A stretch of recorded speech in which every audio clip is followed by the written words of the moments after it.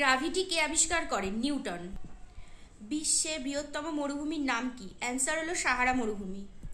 মানবদেহে রক্ত সংবহন কে আবিষ্কার করেন? এর অ্যান্সার হলো উইলিয়াম হার্ভে।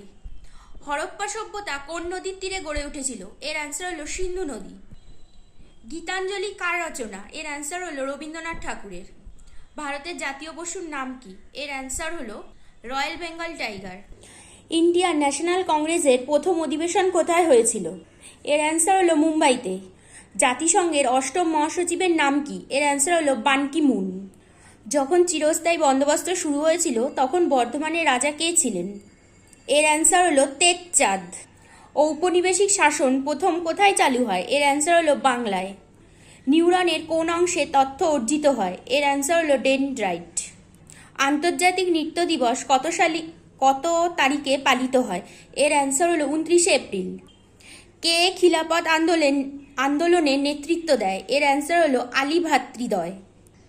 এই ছিল রেলওয়ের বিগত বছরের কোশ্চেন নিয়ে সংক্ষিপ্ত আলোচনা।